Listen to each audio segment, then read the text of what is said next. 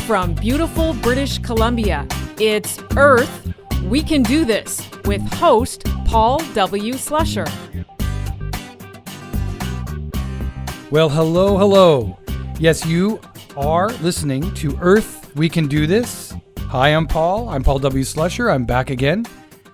And thank you for listening. Thank you for joining me again today. Today's podcast is a really special one for me. Very special. Now, if those of you who have been listening to our new podcast, last week we talked about suicide. Suicide has a lot of different angles. There were a lot of things that I touched on.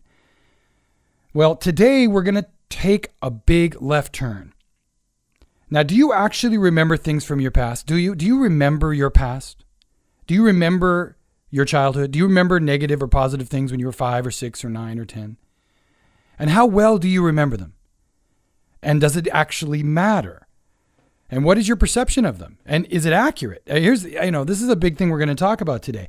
Do you think positively, or are you a negativist? Are you a pessimist? And why are you that way?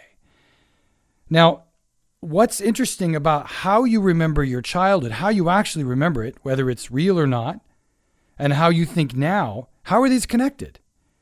Well, okay, in this episode, I'm going to talk about a number of things. I'm going to talk about memory, okay, how you reconstruct your version of history and why that's important. I'm going to discuss The Secret. Everybody knows about The Secret and why is it good, but maybe it's not going far enough. Maybe it's missing part of the point. I'm going to get into some of that as well. I'm going to discuss how you forget things, how you can actually forget things on purpose if you want to forget things. It's important to try to do that sometimes. And I'm not going to get into the details, but forgetting things can be as important as remembering things accurately. And I'm going to discuss how we actually remember things in a way that might surprise you. How you actually really do remember things matters. And how you can use your inability to remember things. Because I'm going to be honest with you now. Here's a little sneak preview of the show here. You don't remember things like you think you do. And how you can use this to your advantage and how you can use this to change your life. I'm not kidding. And I'm a perfect example, but we'll get to that in a bit. And of course, no show on positive thinking or discussing the concept of positive thinking or negative thinking or forgetting things or any of that can really happen without some really important tips on how to change your life, how to change your thinking patterns, how to change your process, how to change who you are and how you perceive yourself to be. And look, I'm just going to really put it out there directly. You can change your life. And I know there's a lot of people that say that. There's a lot of books that sell you that. I'm not going to sell you anything. What I'm going to do is I'm going to talk about some data. I'm going to talk about my own personal story. I'm going to talk about quite a bit of information about this because we're coming from, I always try to come from fact-based information. I'm not one of these people who just believes in things.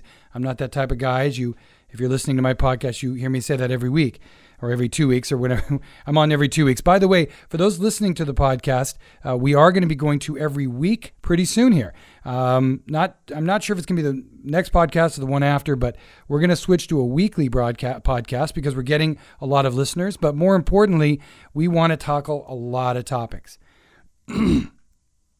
Now, also, it's important that I mention to you that this podcast is brought to you. Our sponsor is my company. My name is Paul W. Slusher. I'm owner, founder, and CEO of a company called contactsforless.ca. Now, what does contactsforless.ca do? Well, we sell contact lenses online to Canadians. Sorry, U.S. Sorry, everybody else in the world. We're not able to sell to you right now. But in Canada, we give great prices on contact lenses online. But what makes us very special, and this is why we're doing a podcast at all, is because we're all about changing the planet. We're all about saving the planet. When you buy your contact lenses online at contactsforless.ca, over half of the net profits go to saving the planet. They go to a nonprofit that you choose where the money goes. So we're not giving your money away. We're giving our money away, and you're deciding where it goes. So if you live in Canada, strongly urge you to go to contactsforless.ca, buy your contacts there. You get to pick where the money goes, and you save a ton of money. I mean, really, you just can't lose. I'll get into the end. At the end, I might want to bring up a little bit about that, but I'll just say briefly here that there is no other company like contactsforless.ca. I am proud to be the owner and founder I started it with the idea of helping people and helping the world. And yes, saving you money at the same time. We are really unique in that regard. If you're in Canada, you shouldn't buy your contact lenses anywhere else. Just flat out. Okay. I need to tell you that. Okay. So let's get into the topic. Let's just jump right in.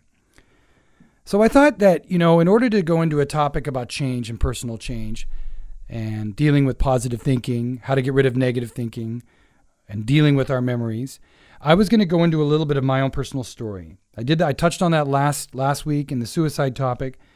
For those of you who heard that podcast, the story is not a pretty one. I don't come from the most dire of circumstances, but here's a few bullet points. I was a boy where my mother left me at about 2 years old. My mother was a drug dealer, and she was later on diagnosed, I think, with personality disorder or bipolar or both. My mother was a very messed up woman. It was actually visiting her as a child in which I saw tremendous trauma. Saw a man burned to death when I was very young. I was in a severe car accident in which I think I went through a windshield. My memory of that is very hazy. I saw some people die when I was a bit older in a very brutal way. I saw a lot of trauma. My family were alcoholics. I had a very dysfunctional family. Look, I love my father. If he's listening to this, I love you, Dad. Don't be mad at me for bringing this all out. But the fact is, my father was a young man. I don't think he really knew what he was doing. My grandmother was an alcoholic. My grandfather was out to lunch, as nice as he was. And I had a lot of dysfunction and a lot of alcoholism around me. And I grew up with a very low self-esteem. And combine that with all the trauma and the inability to sort of adapt. I don't think I was parented very well. No, that's just putting it lightly, actually. In fact, briefly, I didn't bring this up last week. I have such a profound reaction to spankings that my grandmother used a wooden spoon on me for a large segment of my life, to the point where now I actually have to tell my wife, please do not put a wooden spoon in the kitchen. I can't see one. Just talking about one gives me a sort of a dry feeling in my hands. And I have a very strong reaction to wooden spoons. Now, this comes back to memory. Okay. So I have this memory of wooden spoons. Now, that's really the only real negative memory that I continue to hang on to. But all of the rest of it, I've actually been able to work through. And we're going to get through how you can do that as well. And how you can, even for friends or family that are dealing with profound negative memories or dealing with trying to be more positive thinkers. I am a living, breathing example of a person who went from low self-esteem, diagnosed with PTSD. I had drug and alcohol abuse problems myself, tremendous trauma, all this terrible negative stuff. I was on the road to nowhere, but continued to try to have hope in my life, but I was really having a hard time getting there. And now today, I'm 49. I have a beautiful daughter, a beautiful wife. I live an amazing life. We own 2 different companies, and one of them is contactsforless.ca, which does amazing work, and I'm very proud of that. And I am a success story. I am an example of a person who's gone from the bottom and made it to, I wouldn't say the top, but I've certainly come above water, and I live a very happy life. I still have my struggles and my issues, but like everybody. But I've come to an amazing place in my life. And I want to share with you how I got there, and I want to get into some information that can help you do the same. Now, also, I also want to mention briefly a little bit about EMDR. Now, for those of you, just briefly, if anybody's listening to this who knows anybody who has PTSD, post-traumatic stress disorder, or deals with heavy levels of anxiety, I just really want to quickly mention EMDR. In fact, before I do that, let's get into the EMDR thing briefly. I want to give credit to EMDR. EMDR is probably one of the most effective things I've ever seen for anxiety and trauma. It stands for Eye Movement Desensitization and Reprocessing. Now, I could spend 20 minutes telling you how EMDR therapy feels and what it does, but it addresses issues like sexual and physical abuse, pain disorders, phobias, panic attacks, profound anxiety, disturbing memories, trauma, heavy trauma. It's really effective on trauma. And it is one of the most effective things you'll find. And what it does is it reprocesses memories. And I'm just going to read just a quote from this because I think this is very, very interesting. One moment becomes frozen in time, and remembering a trauma may feel as bad as going through it the first time because images, sounds, smells, and feelings haven't changed. So, for example, people who have been in war, veterans who've been hit by a bomb or been attacked or shot, people who have been attacked or raped or beaten, maybe as a child you were abused. These are memories that really stick. They get sticky. They stick inside the brain. Now, we're going to get into memories and how you can forget and how amazing, how easy it is to forget things. But for really stark versions of trauma, they just get imprinted. Well, EMDR has this really interesting way of reprocessing those memories. And for anybody who's interested in that, I would Google EMDR and go and find somebody who does it. And I'm telling you, they say talk therapy you'll end up doing for years and years. I'm not a big fan of talk therapy. Didn't work for me. But I would say EMDR literally fixed me partially. Did a lot of the things that I needed it to do, it did. But it goes beyond that because EMDR is not the whole end of it. For me, what I did was and this is my current state, I now currently visualize my future in a positive form every single day. In fact, I even go so far as acting out scenes every day in my home. I do it almost every day. Sometimes they're conversations with people that I know and I'm imagining them in front of me. I'm telling them about what has happened in the last 6 months to a year and a half. I imagine myself a year ahead, 2 years ahead, what I want to see happen. And I literally act it out.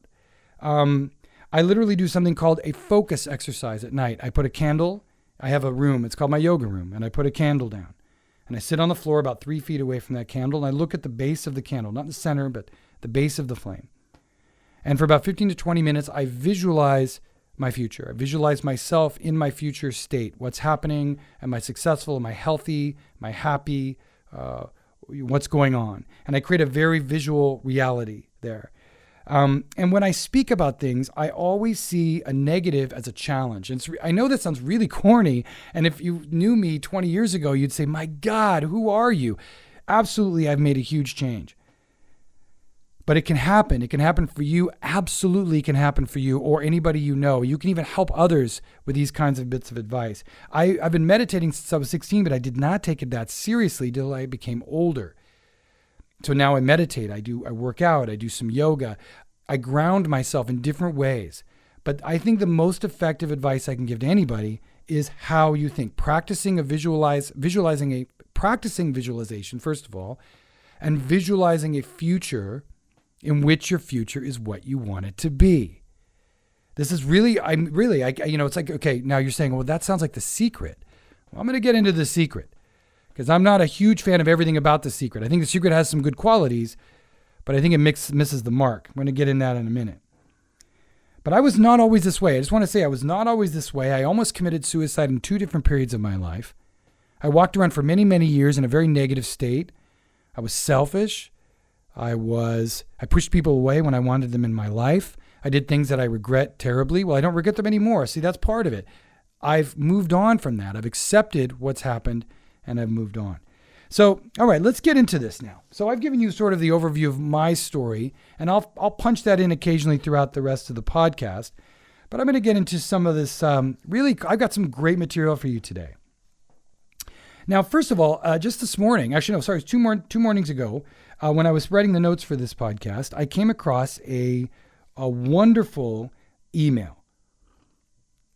Excuse me, just a sip of tea.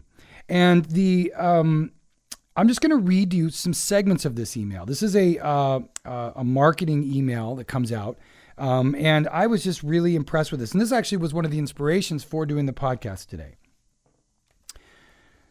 Being lucky is a choice I made, because the truth is that I could just as easily tell you of other moments in my life that would convince you that I am the most unlucky person on earth. You see, you've been telling your stories about yourself your whole life, and the person you've been telling them to is you.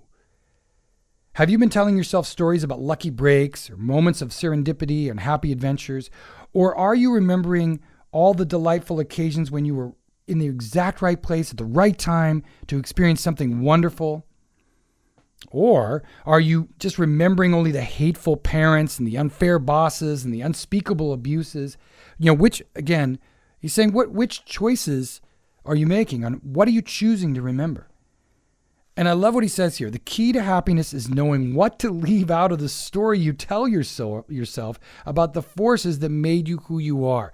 Essentially, what he's arguing here, and I 100% agree with him, every single day you tell yourself a story of who you are. You in your mind, you say, I was born from this person in this city and I went to this school. I had this experience. I went to this school over here later. I had this boyfriend or girlfriend. I had this trauma. I had this job. I lost this thing. I lost that thing. Or I won this event or I won this competition, blah, blah, blah. These are your stories, right?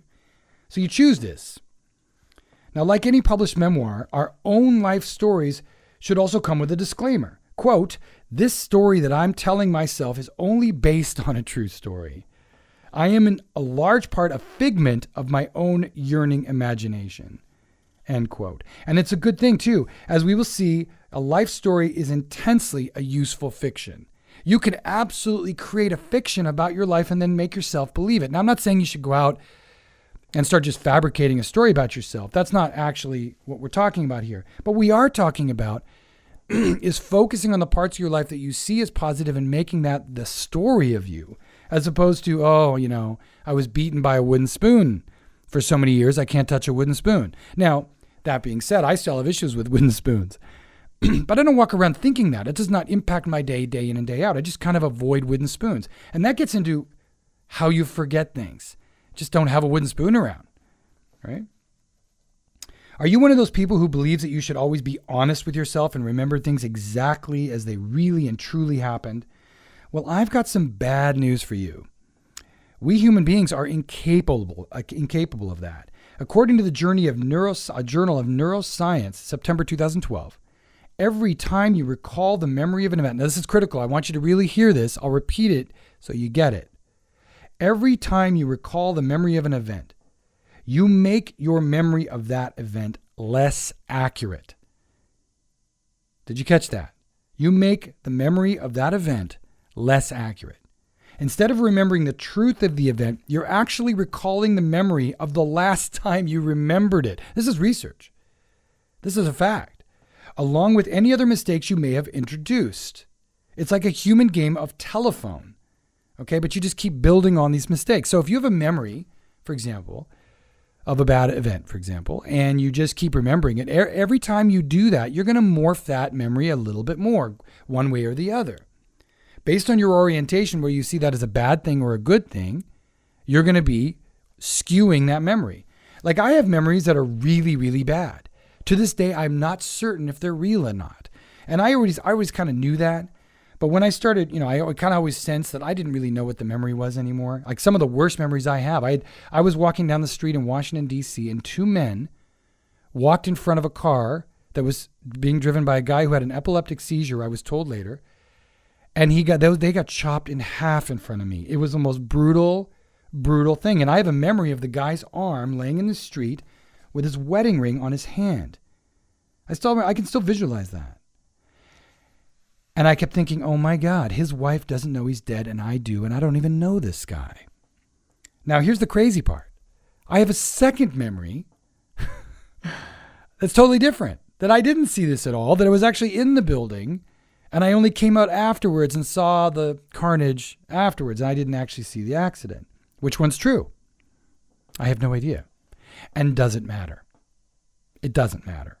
So I choose to accept one or the other version and move on. That's what I've done. I don't let them sit with me. I did for years. I used to walk around carrying all this pain of that memory. Well, I don't anymore. So remember, I'm going to say this again. Every time you recall the memory of an event, you make the memory of that event less accurate. Instead of remembering the truth of the event, you're recalling the memory of the last time you remembered it. The last time you remembered it. And you've added new material every single time. Everyone tells a story about themselves inside their own head. Always, all the time, this is who we are. That story makes you what you are. We build ourselves out of that story. Now, Abraham Lincoln was quoted as saying, I don't know if it's true or not, and so I'm going to pretend that I'm going to say it is true because I'm going to make that true for me.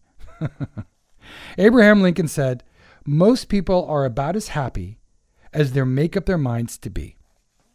So that tells you a lot about, in a nutshell, what we do. We make a decision whether or not we're going to remember a particular event one way or the other, and we actually make our life story about that. So I'm going to switch now, and I'm not switching too much because I'm now going to go into a little bit about why memories are so infallible. And this is just one example. I mean, there's so much research out there, it's ridiculous. I could spend a whole hour just giving you data on research as to how weak the memories are and how we don't remember what we think we remember. But here's just a little bit. You've probably heard this already, so it's not going to be news to all of you, but some of you may know that eyewitness accounts in criminal trials is about as unreliable a thing as possible. In fact, here's a quote from a very interesting bit of research on this. It says, since the 1990s, when DNA testing was first introduced, Innocence Project is a group dedicated to exonerating innocent criminals in jail. Innocent Project researchers have reported that 73% of the 239 convictions overturned through DNA testing were based largely on eyewitness testimony. 73%. Essentially what I'm saying here is that we're pretending that what we remember is true. And we're pretending that when somebody tells us that they saw something, that was true. But let's go back to what we said earlier, which is that every time what was it here? That every time you make a memory, every time you remind yourself of an event, you remember that event less accurately every single time. Think about that. So if you think of something 50 times over, say, 10 years, that means 50 more changes or alterations have been introduced to that memory. That memory may be completely altered. For example, I have a memory that I was a great tennis player in high school. I have no idea if I was a great tennis player in high school. I have no idea. Really, now, I have no idea. I think I was. I probably wasn't nearly as good as I think. Going into this same article about witness testimony, many people believe that human memory works like a video recorder. That's really what we think. We think it's a video recorder. The mind records an event and then on cue plays back an exact replica of them. We actually believe also through hypnosis that we can get to memories exactly 100%. Well, research differs. On the contrary, psychologists have found that memories are reconstructed rather than played back. Memories are reconstructed. Again, every single time you remember something, it gets reconstructed. That means every single time you reconstruct something, you have a tendency to leave something out or add a new thing. So essentially, it's more akin to putting puzzle pieces together than retrieving a video recording. Okay? So we've got the premise down. We understand now that memories are not what we claim them to be. All right. But I am going to shift now because now that we know that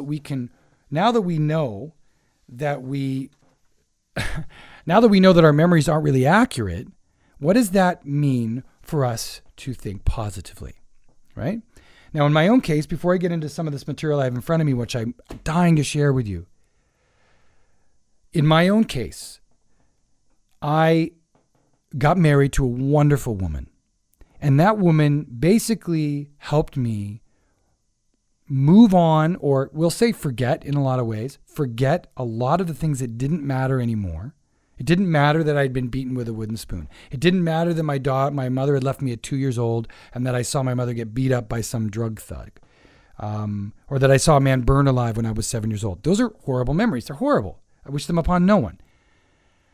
But they don't matter anymore. They don't matter. And the longer I continued to believe that they mattered, the longer I carried that and I kept reconstructing those memories. I have memories that are detailed of these events. I have no idea how accurate they are anymore. And what I've come to realize and what I've come to accept is that it doesn't matter. So I want to mention this quick study. This is a very famous study for those of you who know about positive thinking studies. It's a study from the University of Kentucky. And it was written in the 1930s. It was very interesting. I'm just going to read the caption. Researchers from the University of Kentucky examined autobiographies written in 1930 by nuns living together at the same convent in their early years, between the ages of 18 and 32 years old, and rated them on a scale of positivity. 60 years later, the researchers contacted the surviving nuns, now aged 75 to 90. Okay, so now we've gone 60 years later from when they were young. They have all these diaries with all the information in it. Of those that were still alive, half had lived beyond average life expectancy. Of the longest living survivors, all of them had scored very high on positive thoughts or feelings about their life in their written journals, way back in 1930s. So essentially, the way they saw their lives back then dictated how long they lived 60 years later. That's one of the most widely cited research projects. There's tons of this. There's just tons of this. In fact, here's another one.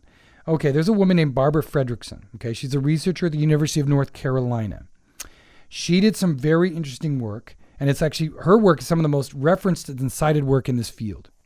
Okay, that negative thoughts operate like fear. Okay, so one of the first things that she's identified is that negative thoughts operate like fear. And let's use a quick metaphor. So say you're walking through a forest and you suddenly see a tiger. A tiger steps in front of you, and what do you think? Oh my God, you freak out. Now, you could do a number of things. You could grab a stick, you could climb a tree, you could do this, you could do that. There's all these different options that you would have in front of you. But because you're being chased by a tiger, you don't actually stop and think about all those different options. You just run for your life. Okay? And quoting from this article, it says, the problem is that your brain is still programmed to respond to negative emotions in the same way, by shutting off the outside world and limiting the options you see around you. So essentially, fear, just like negative thoughts do, they limit how you think about things. Okay? All right? And negative emotions prevent your brain from seeing other options and choices that surround you. It's a survival instinct, just like fear is. Now, I'm going to read this little section of this because this is really an interesting, this is the research itself. You should listen to this. This is what positive thoughts do to your brain. Fredrickson tested the impact of positive emotions on the brain by setting up a little experiment. During this experiment, she divided her research subjects into 5 groups and showed each group different film clips. The first two groups were shown clips that created positive emotions. Group 1 saw images that created feelings of joy. Group 2 saw images that created feelings of contentment. Group 3 was the control group. They saw images that were neutral and produced no significant emotion at all. The last 2 groups were shown clips that created negative emotions. Group 4 saw images that created feelings of fear. Group 5 saw images that created feelings of anger. Okay, so let's recap. Group 1 and 2 had feelings of joy and contentment. Group 3 was the control group. Group 4 and 5 were fear and anger. Afterwards, each participant was asked to imagine themselves in a situation where similar feelings would arise and to write down what they would do. Each participant was handed a piece of paper with 20 blank lines that started with the phrase, quote, I would like to, ... end quote. Participants who saw images of fear and anger wrote down the fewest responses. Not surprising. Meanwhile, the participants who saw the images of joy and contentment wrote down a significantly higher number of actions that they would take, even when compared to the neutral group. More options. That's the bottom line. You see more options, okay? Now, these kinds of reactions, these kinds of thinking patterns can affect more than just the moment in that particular case. Like this particular research project was done right there on the spot. Write down your what you would do, and obviously the people who felt better had more positive imagery, positive reinforcement, saw more options in their life. And this is, I mean, really, honestly, that can't get more metaphorical, can it? Really? Those people who think positively have more options in their mind. They do. And people who think negatively and have negative thoughts repeatedly over and over and over again will see the world in a way that has less options. So when you say, what am I going to do? I can't get out of this mess. That's right, you can't, because you're thinking that way, and because of that, you've limited how you can escape from that mess you're in. You can't see things as a challenge. You see them as a downer, as a block, and you're stuck. Now, going on into the same research, there's a little bit of follow-up research to this. And this is just more analysis I want to share with you. A child who runs around outside swinging on branches and playing with friends develops the ability to move athletically, i.e. physical skills. Okay, so a child who runs around feels good when they're in a tree or climbing around and playing with their friends, right? And the ability to play with others and communicate with a team, i.e. social skills, and the ability to explore and examine the world around them, i.e. creative skills. In this way, the positive emotions of play and joy, okay, these emotions this child has, prompt the child to build skills that are useful for everyday life. And how does that happen? Fredrickson, this researcher, refers to this as the broaden and build theory. Okay? And what this means is that, and I'm just going to read again, because positive emotions broaden your sense of possibility and they open your mind. Again, going back to the previous research, which in turn allows you to build new skills and build new resources that can provide value in other areas of your life. Negative thoughts limit your ability to see options, limit your ability to perceive possibility, whereas positive thinking, positive, even joyful moments can help you develop into a more positive person. For example, a child who plays in the forest or runs with their kids or like a kid who plays baseball and he loves baseball. He sees the possibility of being a great baseball player because he has a good experience playing baseball. This is one of the reasons why I think children playing sports or doing things socially and doing things together in a positive way, no matter whether you're good at sports or not, doing it that makes you feel good opens up the possibilities of seeing what's possible for you. It doesn't necessarily mean, oh, I can hit a ball, so therefore I'm going to be a great baseball player. But it could mean because I can hit a ball and I feel good about doing that, it means I can do anything I put my mind to. So children, when you're raising your children, parents out there, you need to try to emphasize to your experience, well, emphasize to yourself, first of all, because you're the parent, that your experience needs to be positive with your child. So your child's doing something, being so negative on them, you're not doing this right. That is the absolute wrong approach. If they have a positive experience in what they're doing, even if they're not very good at it, they're going to see possibility. They're going to see options for things to happen. Now, we've been kind of cruising along on this collision path with The Secret. Now, a lot of people who may be listening to this may be big fans of The Secret, and I'm not a non-fan.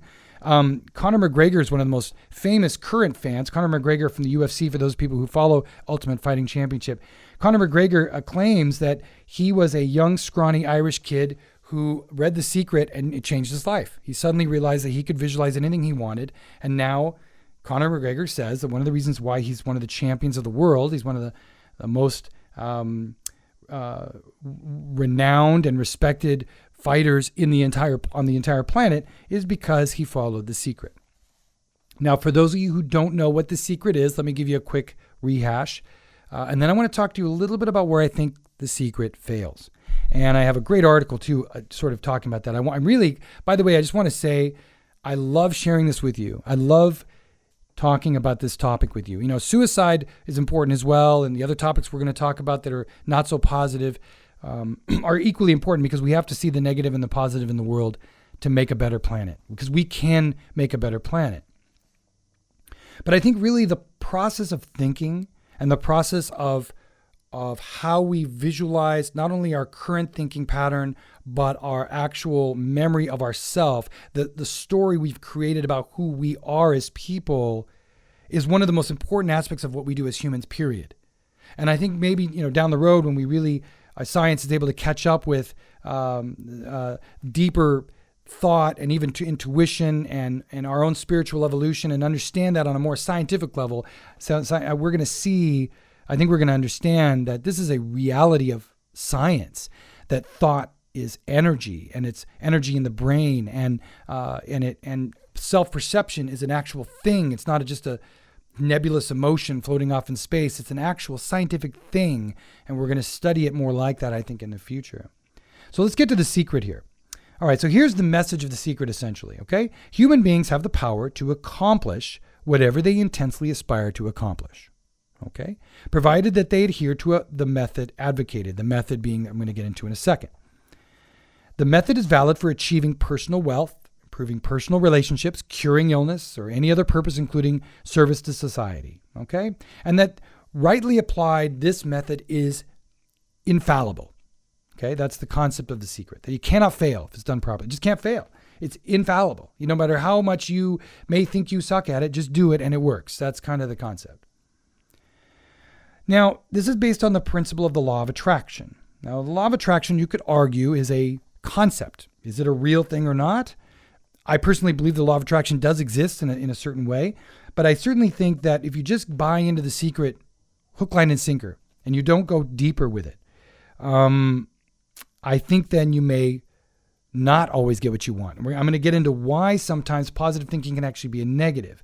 But let me briefly read what this little synopsis I have mentions. This law states, the law of attraction states that whatever we focus on, our attention on, it's going to be attracted to us. So that thing, I want a car. That car is going to be attracted to me. That's the principle. Okay? When we consciously direct our thoughts and feelings towards the positive goal we want to achieve, we send forth a message to the universal consciousness, that concept of a universal consciousness. First, we've got to buy into that, first of all, and attract the results that we concentrate on. So essentially the method is this. You ask, you intensely visualize and emotionalize the goal you want to achieve. You concentrate on that goal, and that is your version of asking. The answer is that you wait for the universe to respond. It's not necessarily going to happen the way you want it, but it'll come in some form or another, but the universe will respond, and then you receive by aligning and attuning yourself with that response. Here is my problem with The Secret. Nowhere in there do you mention the concept that your own effort needs to be half of the equation. So if I want to get a car, I don't go, well, I want to get that car. I want to get that car. I want to have that car. First of all, I think really using a car as a metaphor is kind of unfortunate because it's just a material object that may or may not have any value. But let's just stick with car anyway because it's the first thing that came to mind. So I want that car. I want that car. I want that car. But if I don't do anything to get the car, I don't get a job, I don't try to get some money, I don't try to find another way, the universe, so to speak, I'm going to use the universe really as a nebulous term. I think it's a little bit dangerous when we get into these really, because I'm a believer in science, right? So what is the universe, right? But let's talk about this concept of energy then. So let's take the universe out. Let's say energy. Energy is a responsive thing, okay? And we all know that energy can be channeled. Energy can be stored. We know that thought is energy because there's actual electricity going on in the brain. We know that me talking to you right now consists of a series of uses of energy. And as I'm thinking and talking at the same time, there's energy going on. I'm recalling data. I'm recalling memories. I'm applying and analyzing and creating and applying emotion. So this is all a series of actions that I'm taking to communicate this message to you.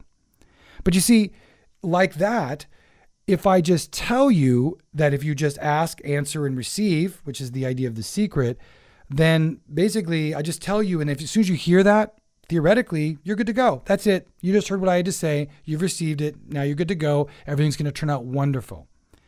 Well, we all know that's not true. So we know that in order for things to turn out wonderfully, we have to act. So action is at the root, in my mind, of the concept of asking and answering and receiving and all of that stuff. There's no receiving. There's acting, there's thinking, there's changing and evolving, and then there's the energy of the things you are pulling towards you coming to meet you as well. But it's like a man or a woman that you're trying to date. You don't see them and go, oh, I want you, you're going to want me. And you start thinking, oh, she's going to want me, he's going to want me. That's not going to bring them over there. You have to make an action. You have to say something. And you may say something and they may walk away.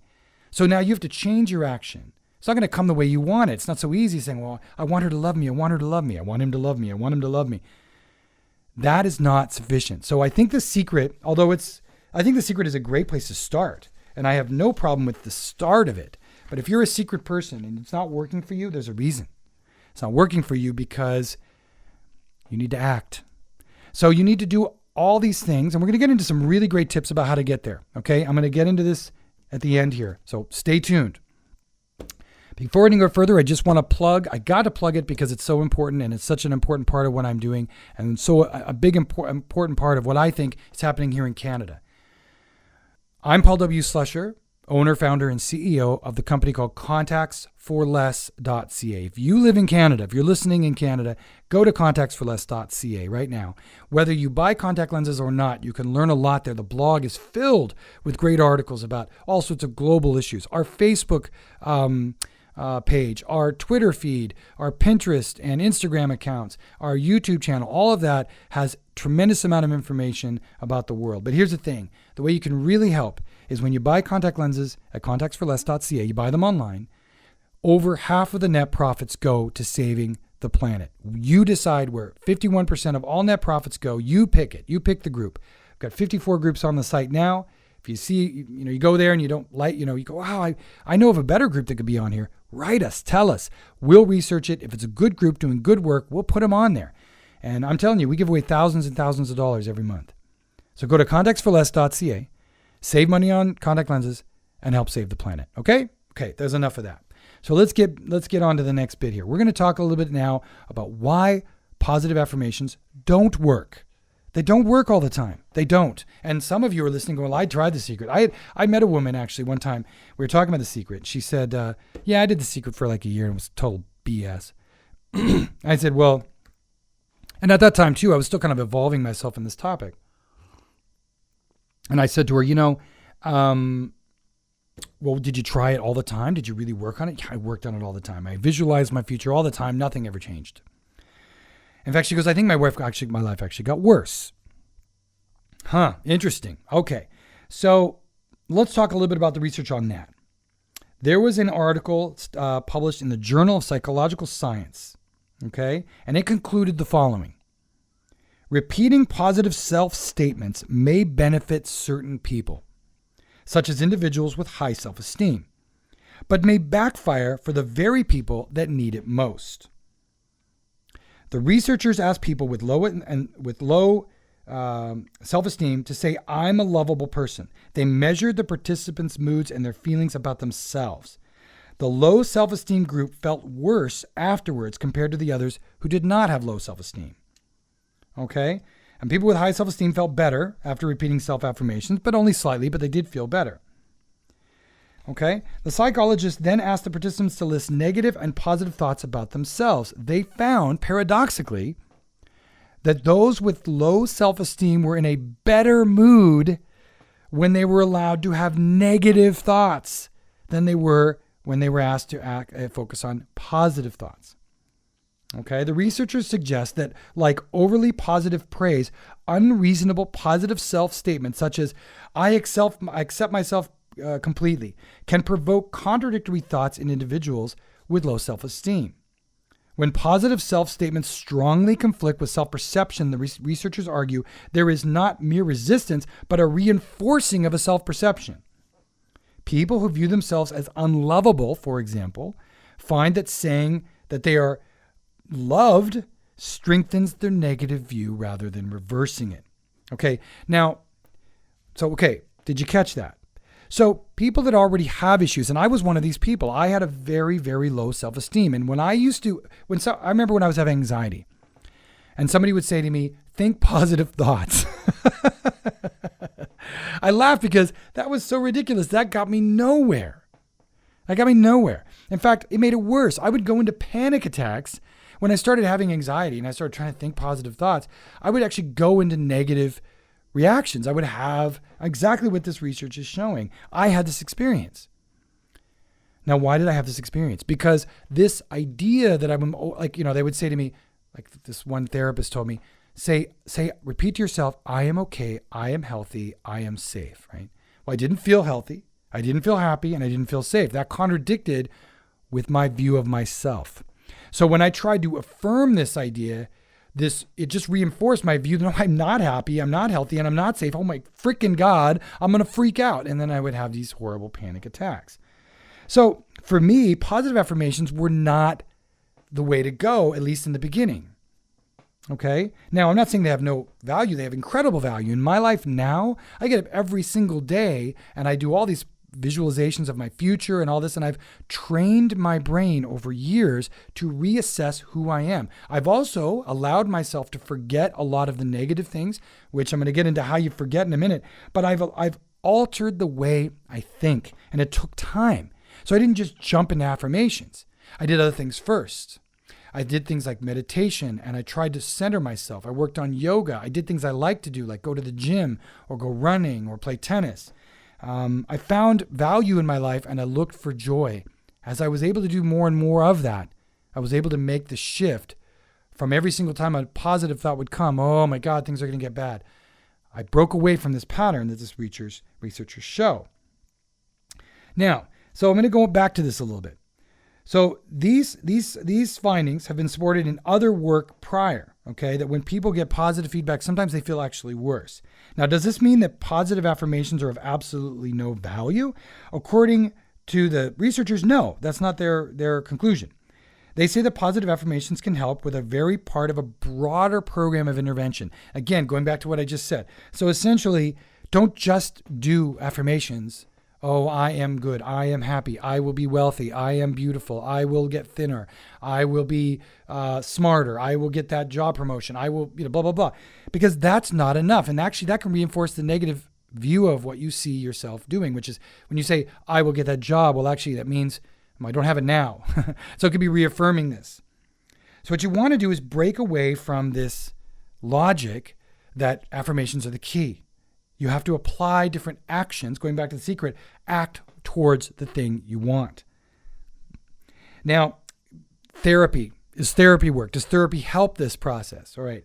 This is something that really was very interesting about this article. I really want to share with you, because I strongly believe that talk therapy can have negative effects on positive growth. I'm not saying all talk therapy. I think talk therapy can be useful for very many people, but it's not, for me, it was not a long-term solution at all. It was periodically used, and I walked away from it. I don't do any talk therapy anymore.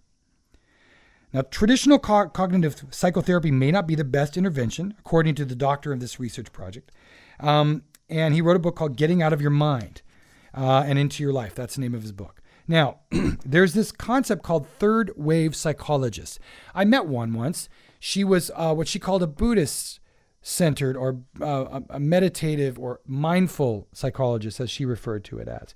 And what this does very differently, traditional therapists refer to things as cognitive errors and distorted interpretation. So they have this scientific view of the mind process as it's dysfunctional. Okay. Now, this can be profoundly negative to a person who already sees themselves as broken. So talk therapy can be really profoundly negative in this regard. And then sitting around telling somebody how badly you hate this person or how much you hate your memory or how much you're struggling to get better and all this can just continue to reedify that you're not good, you're not healthy, you're not whole, you're not solid. So I'm not telling people not to do talk therapy. I'm not. You do what works for you. But I'm making the argument that talk therapy in of itself is not a solution, just like affirmations are not a solution. Now, this third wave psychologist, they focus less on how to manipulate the content of your thoughts, okay, like psychologists do or psychiatry does, and they focus more on the changing of the context, okay, and they emphasize mindfulness and meditation-inspired practices, okay, and not allowing your thoughts to entangle you. Like, for example, put your feet on the ground and just be aware that you're sitting here and your feet are on the ground. That's just a get aware moment, okay? These third wave psychologists would argue that trying to correct negative thoughts can paradoxically actually intensify them. We already know this. We already know that trying to correct negative thoughts can do that. Just from the affirmation research, right? So telling somebody, don't think about a blue tree. Don't think about a blue tree. What does that do? Well, I think of a blue tree. What? Now I'm seeing a blue tree. So, okay, that doesn't work that way. So third wave psychologists, one area of it, refers to something that's called ACT, A-C-T, acceptance, commitment, therapy. Okay? What it means is that you accept that life has challenges. You accept things for what they are. Try to understand that your memories may not be exactly accurate. Okay? That's also part of accepting reality. Know that reality is morphable, but accept it for what it is, whatever that is for you. And then moving on and accepting those challenges as challenges and overcoming them and moving past them and staying grounded. This is a really new way of doing therapy. And I think, to be honest with you, it's the best way to do it. Now, again, everything is very individual for everybody. So I don't want anybody to run out there and drop their therapist right now because I'm telling you this. But I do think you want to think about how you can get to a place where you're doing positive work on yourself and you're getting grounded in your work and you're thinking, because just affirmations isn't going to do it. Just talk therapy is not going to do it. It's a changing your lifestyle approach. Now, one of those lifestyle changes you can make is forgetting things. Now, I'm not kidding. You can forget things. You really can. And I'm just going to give you some tips that I ran across that I think are phenomenally interesting.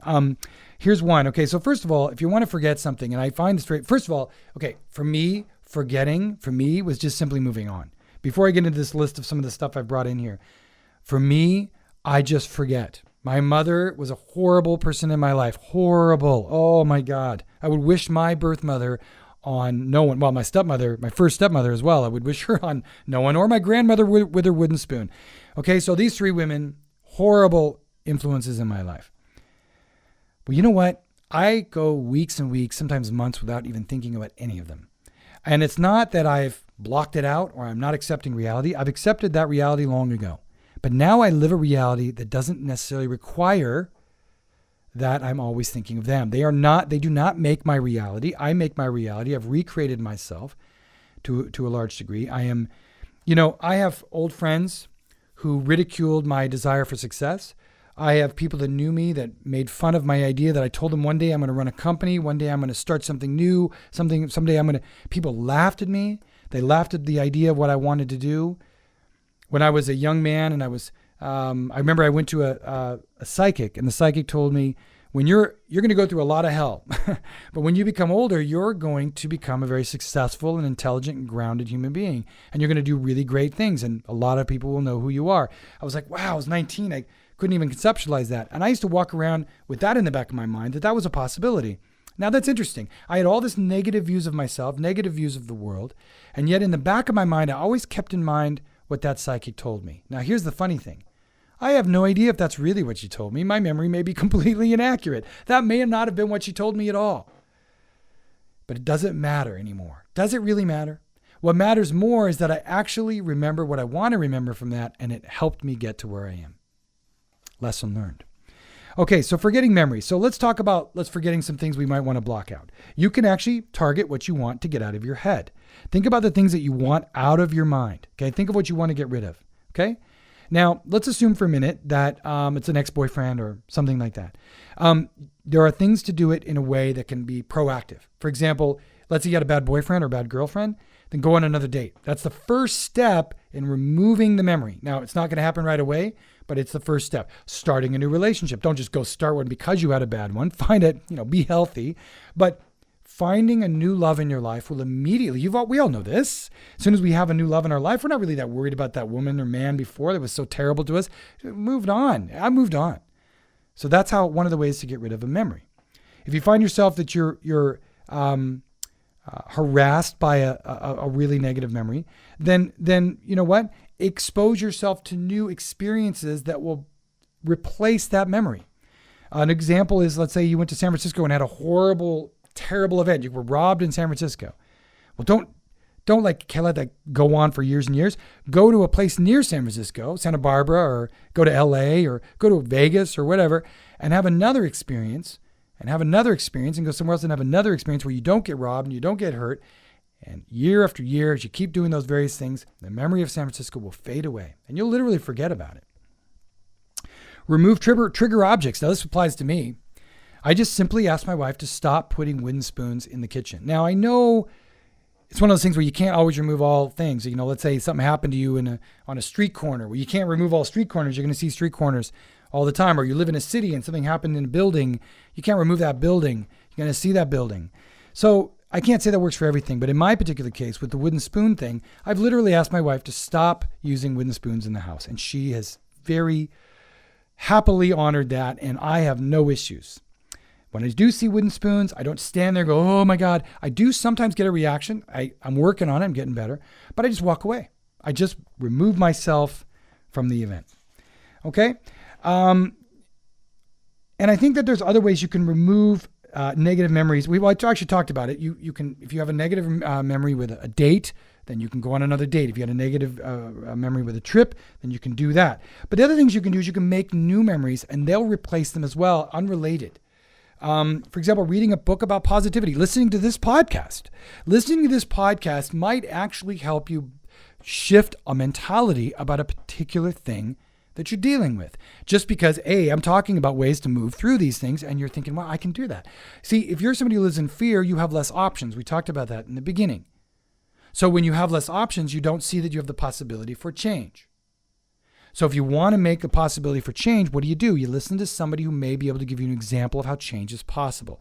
So Tony Robbins is an example of a guy who goes out there and says positive things all day. Now, you can have your mixed views about Tony Robbins. I'm not a non-fan of him. I think he's a pretty cool guy. I think he certainly does good work for a lot of people. I think constant positivity, though, isn't always the way to go because you need to acknowledge that things happen. But when you listen to somebody positively speak, it helps you move through it. It really can, even just a friend working with you to do that. And talk therapy can be a way of getting through that. Talk therapy can be, if you get the right therapist and they work with you and they say, you can get better and I'm going to help you do it. Well, there you go. You can get better and I'm going to help you do it. Well, that's a good way to start. So I'm going to now go into some tips. I'm really getting near the end of the podcast, but I really want to share with you. So stay tuned for another few minutes because there are some really, really good tips on positive thinking exercises you can do. If you're thinking about, well, what can I do to feel positive or think more positive or deal with more negative things? There's a number of them and I want to go through them. A lot of them that I do. Meditate or do yoga or both. Okay. Meditation. If you don't know any other mantra or you don't know how to meditate, here's one for you. Om. Okay. OM. Om. There's a lot of other mantras, a lot of other things you can do. But if you don't have any clue, use Om. Okay. And just sit there. You can do it quietly. You don't have to say anything out loud. You can do it in your mind. You can picture the letters OM in your brain and then just see them go Om, Om, like that. Or you can just sit in silence. But I find using a mantra is very stilling and it allows my brain to focus. Focusing my brain in a positive, neutral positive way, I find has really helped me develop positive thinking and grounding sort of vibrations. Also, you can smile and laugh. You'd be amazed how much a smile and a laugh will make you feel good, even if it's temporary. But if you get in the habit of smiling and laughing, it can begin to permeate your energy. Surround yourself with positive people. Listen, I can't emphasize this enough. Look, I had some friends, okay? They may even listen to this podcast and go, oh, screw him. I had some friends in the United States. I'm in Canada here, British Columbia, as you heard in the intro. And these were my friends for 20 plus years. I thought they were my best friends in my whole life. I was living a bit of a fantasy because they never call, they never visit, they never asked me how I was. My daughter was born. They didn't give a rat's ass about my daughter. Still don't. None of them do. And so at some point, I finally came to the realization that I was trying to be friends with people who were not my friends. Okay? So that was really a big deal for me. And it was very, very liberating for me to sort of say out loud, wait a minute. A friend is somebody who cares about you, who will call you, who will wonder how you're doing. So surround yourself with people that are going to care about you. If you don't have anybody, and I didn't for many years, you can do it another way. You can just simply look at yourself and say, I am going to take care of me. I don't need anybody. There was a part of me that was rebellious. I don't need anybody. All I need is myself. You know what? That can get you a long way. If you don't have anybody else, then get real with yourself and say, I don't have anybody else. That's true. But I don't need them then. Not right now. Doesn't mean later on I won't have somebody, but right now I don't. And that's okay. I'm going to accept that. I'm going to move on, and I'm going to make it a badge of honor. I'm going to be the guy who survived and got through all this hardship on my own. If you have nobody else, that can be a way of giving yourself the challenge of overcoming problems without having to rely on somebody. Because if there's nobody there, what are you going to do? When we say, well, turn to somebody for help, a lot of people don't have somebody to help you. And in my case, I had friends who really didn't give a damn if I was suffering. When I was suicidal, they didn't give a damn. If I had a friend who was suicidal, I'd go running to them. I go stay at their house. I go, hey, I'm staying on your living room floor, man. I'm not leaving until you kick me out. Well, my friends didn't do that. And that says a lot about what kind of friends I had. Okay? So surround yourself with positive people and people who love you. Change the tone of your thoughts from negative to positive. That means sometimes you'll be thinking negative thoughts. You know what? It sounds crazy. Just stop doing it. I know that old Nancy Reagan many years ago said, just say no to drugs or whatever she said. That's ridiculous. Of course, just say no. But there's a truth to it to a small degree. You can literally say, I choose not to anymore. I choose not to. I choose to not think negative. Just thinking positive, like we said earlier, can be negative for somebody with a low self-esteem. But what you can do is you can say, I'm just not going to think that way. You know what? I'm going to go to the gym instead of sit here and dwell. Instead of getting high or drunk to deal with this, I'm going to go for a run, or I'm going to go for a walk. I'm going to go see a movie. I'm going to watch a cool show. I'm going to play a video game that I like. I'm going to go see a friend. I'm going to make a really good dinner for myself or with somebody else. Okay? I'm going to go have sex with somebody. Whatever. You pick the thing but you can evolve from this place of negativeness. Help somebody. Go help somebody is amazing. When you go give, you go volunteer. Like, I'm not kidding. I am not kidding. If you are really down, go volunteer at a food bank and you will feel a lot better. Not because they're worse off, but because you feel good that you helped, and you go home and you go, my God, I feel good about myself. I did something. Don't play the victim, by the way. This is something I'm a big believer in. Do not play this victim, man. I know that we all get victimized. I got victimized. I was abused as a child. I was neglected. My God, the list is long for me. And I was suicidal as a result. But you know what? Once I stopped being the victim and I started saying, look, I'm in charge of this life. When I was suicidal and I was the day I was going to commit suicide, literally, I remember saying to myself, well, if I'm going to kill myself, what's the point? Because I'm going to die in 10, 20, 30, 40 years anyway. So I'm going to die. I can't avoid dying. So why don't I just go for it? Even if I go for it in a stupid way and I fail, so what? It's better than dying today. And that was actually one of the ways that I got through committing suicide. I know that sounds crazy, but that was my first step in saving my own life. Here's another thing.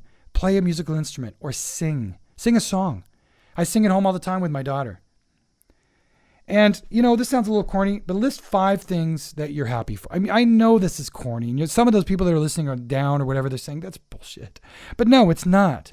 List 5 things that you care about or that you're grateful for, and that can begin the process. And here's a quote I really want to touch on before we get out of this. Watch your thoughts, they become words, okay? Watch your thoughts, they become words. Then watch your words, they become actions. So your words become actions. Watch your actions, those become habits. Okay? Then watch your habits, they become your character. Watch your character, and your character becomes your destiny. And that nothing more true has ever been said. Watch your thoughts, they become words. Watch your words, they become actions. Watch your actions, they become habits. Watch your habits, they become character. Watch your character, that is your destiny.